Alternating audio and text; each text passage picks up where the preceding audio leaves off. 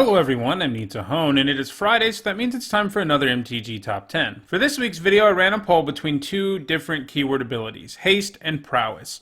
I was interested in doing Haste because it seems like there are a ton of really good cards with Haste in Standard right now, and I was interested in seeing where the cards with Haste that are in Standard right now stack up against, historical cards in Magic with Haste. And I was interested in doing Prowess because it seems to be a keyword ability that is about to be officially retired, despite not being around all that long. In the end, though, Haste did win the poll, so that's what we're doing here. Haste is a predominantly red keyword ability that indicates that a creature is especially fast or agile. And it lets creatures attack the turn they come into play. These cards frequently lend themselves to aggressive strategies since they can do damage out of nowhere, and in general let a deck do more damage more quickly. To be eligible for this video, a card had to either have Haste, grant Haste, or make creature tokens that have Haste. Before we get started, a quick reminder on how I score these lists. Pro Tour, Legacy, and Vintage Championship top 8s are worth 2 points, and a Grand Prix top 8 is worth 1 point. Now let's get to number 10. At number 10, we have a card that says Haste on it twice, and that is Zealous Conscripts. Haste creatures frequently represent damage from out of nowhere, and a Haste creature that steals an opponent's creature? Well, that represents even more damage. You take away their best creature, which might also have been able to block, and suddenly smash them in the face with it too, and you have the makings of a big turn. Zealous Conscripts is also a crazy flexible version of a threaten effect since it lets you steal any permanent. A common line of play with it is to steal an opponent's planeswalker and use its ultimate, ideally killing it when you do. Zealous Conscripts was one of the best cards in the original Innistrad block, and as a result it did pretty well at the block constructed Pro Tour in 2012, putting up 3 top 8s, all in Naya aggro decks. It was good in Standard too, with one of its most prominent homes being the sacrifice-heavy Aristocrats deck, where you could not only steal your opponent's creature and smash them in the face with it, you could then sacrifice it for some value too, and that was a pretty good way to win a game. It also once saw a lot of play in Modern, in Birthing Pod decks before Birthing Pod got banned. The deck was generally filled with singleton utility creatures and a combo or two that the pod could help you assemble. The Conscripts were a nice utility creature that could get you lethal out of nowhere, or steal an opponent's creature and sacrifice it to the Birthing Pod, or deal with an opponent's planeswalker. Since the banning of Birthing Pod in 2014, though, the Conscripts haven't managed the top 8 in Modern, or in any other format for that matter.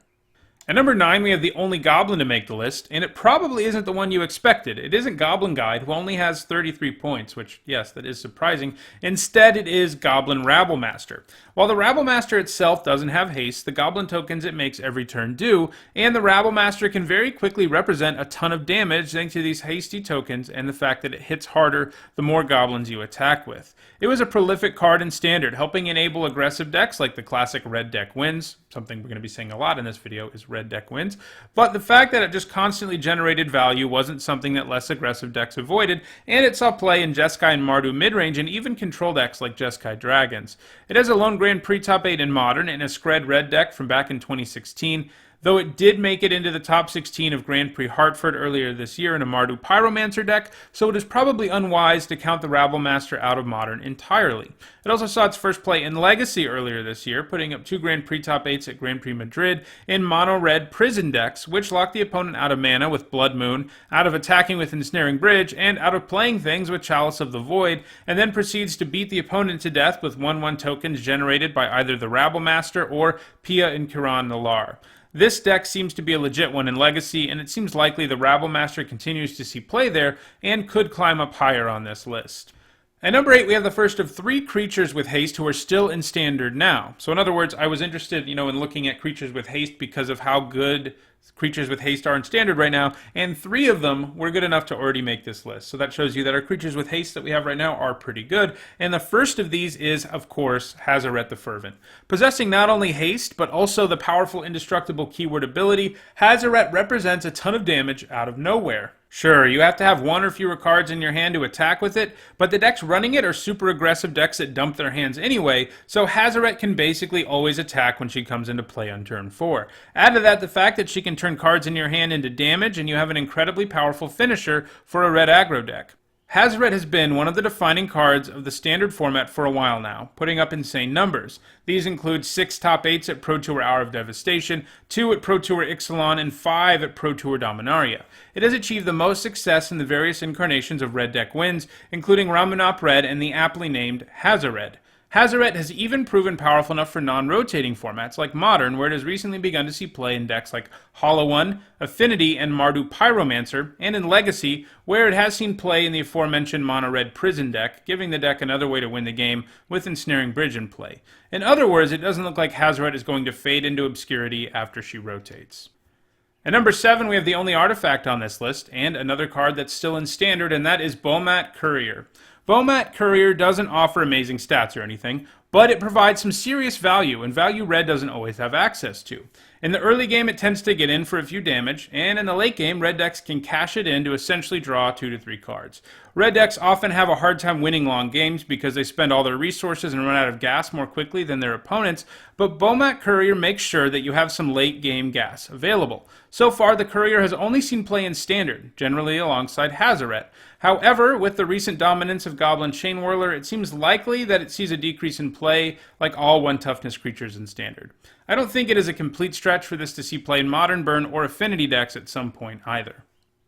At number 6, we have the first of 3 dragons to make the list, Stormbreath Dragon. This is obviously a very powerful card. It comes into play swinging with flying and haste, and its protection from white was important in granting it immunity to some key removal spells like Chain to the Rocks and Banishing Light. What's more is in the later part of the game you can make Stormbreath Dragon monstrous, making him a 7/7 flyer, and if that's not enough, he also damages your opponent equal to the number of cards in their hand. Stormbreath was one of those cards that was good the entire time it was in Standard. The release of new sets and the rotation of others didn't really affect it. It just kept seeing play. Basically, Stormbreath was able to thrive in Devotion decks, the dominant deck of Theros Standard, but also Dragon decks, one of the more powerful decks in Tarkir Block Standard, and they were basically control decks that ran a bunch of dragons. In Modern, Stormbreath Dragon has recently found some success in Scred Red decks, and it's actually seen some recent play in Vintage too, so I don't think it's completely done yet. At number 5, we have a dragon with the exact same score as Stormbreath Dragon, so they're sort of 5A and 5B, and that is Thunder Maw Hellkite. A 5-mana 5/5 with haste and flying obviously offers great stats, and the fact that it can take down small flyers and tap down bigger ones means it's impossible to block the first 5 damage that it does. In both Modern and Standard, the fact that it could take down Spirit tokens from Lingering Souls made it particularly attractive to Jund decks when Lingering Souls decks were a problem in those formats. However, it hasn't managed to top 8 in any format in over a year, though you can bet that if Lingering Souls has a resurgence in Modern, the Hellkite will start seeing play there again. At number 4, we have the only card on this list that doesn't have red somewhere in the text box or mana cost, and that is Reality Smasher. This thing has crazy stats for 5 mana, and it's always a 2-for-1 if your opponent wants to kill it, since if your opponent targets it, they have to discard an additional card, or that ability or spell is simply countered. Reality Smasher saw some success in Standard, but compared to the success it would see in other formats, it really isn't that impressive. But it did see play there in ramp decks, control decks, and even some early versions of Ramunap Red before the Smasher rotated out of Standard. It was one of the most busted cards to play in the modern Eldrazi winter decks, since you could conceivably play it on turn 2 with the help of your 2 Eldrazi lands, which included Eye of Ugin and a Simian Spirit Guide. It smashed a lot of reality there, managing to show up in all 6 versions of the busted Eldrazi aggro deck that top-8'd Pro Tour Oath of the Gatewatch, and it put up several subsequent GP top 8s in the months before Eye of Ugin got banned. However, it is a card that has continued to see play in less busted versions of the Eldrazi deck in Modern, both in ramp and aggro variants, and it has also seen play in the Legacy and Vintage version of the deck where Eldrazi Temple and Eye of Ugin are still legal, and thus the deck is actually competitive with decks that are incredibly powerful in Legacy and Vintage. At number 3, we have a card that would have been on the list regardless of which option won the poll, and that is Monastery Swiftspear. A 1-mana 1/2 with haste that gets +1/+1 until end of turn every time you cast a spell is tailor-made for burn decks across multiple formats. It is difficult to block because it will undoubtedly get bigger, and if you decide to take it, you're going to be losing life very quickly as your opponent fires off burn spells on your dome, left and right, while this cracks in for like 2 a turn. Like a lot of the cards on this list, it saw play in Standard in that era's version of Red Deck Wins, as well as in some 2-color decks like Atarka Red. While certainly good in Standard, it has gone on to be successful in Modern too, where Burn has been a tier 1 deck since day 1, more or less, and it fits very well into decks filled with 1 mana red spells that deal 3 damage. It also sees play more recently in Death Shadow Zoo aggro decks. In Legacy between 2016 and 2017, it also saw a bit of play in blue-red Delver decks. It of course fit nicely into those decks because they were already interested in playing a ton of instants and sorceries to flip Delver, and the Swift Spear could help take the opponent down alongside the transformed Delver. At number 2, we have a card that was banned for a long time in Modern, but was recently unbanned, and if it had never been banned, it would probably be number 1 on this list, and that is Blood Braid Elf. There's no doubt that this card is incredibly powerful. There are a lot of 4-mana 3/2s with Haste out there, and they usually aren't very good. But when you tack the incredibly powerful Cascade ability onto it, things get insane. This could crack in for 3 while giving you 7 mana worth of cards for only 4. While it was certainly good in Standard, it wasn't quite as broken as it would go on to be in other formats. It put up some nice finishes in Jund decks there though, and that's a deck that would be its home across multiple formats. In Modern, the most busted thing to do with the Elf is to hit a Liliana of the Veil off the Cascade, but even if you're hitting like a Lightning Bolt, it offers some pretty crazy value. Blood Braid Elf powered Jund decks were a dominant deck in Modern for a long time before the Elf got banned from the format in 2013. It was, however, recently unbanned earlier this year, and since then it has continued to see success, putting up 7 Grand Prix top 8s. Again, mostly in Jund decks. Now that it is unbanned in Modern, it has a real shot at eventually pushing past the number 1 card on this list. It also used to see a bit of play in Legacy, again, in that format's version of Jund, but it hasn't done much there since 2013, so I think its hopes at being number 1 on this list are mostly in Modern. And at number 1, we have both the last dragon on the list and the last card that is still in Standard, and that is, of course, Glorybringer. A 5-mana 4/4 with flying and haste is solid stats, but that's not what makes this card great. What makes it insane is its ability to exert itself and do 4 to an opponent's creature. It frequently comes down and kills something right away, thanks to that haste, and if it doesn't do that, well, instead it's just bashing you in the face for 4.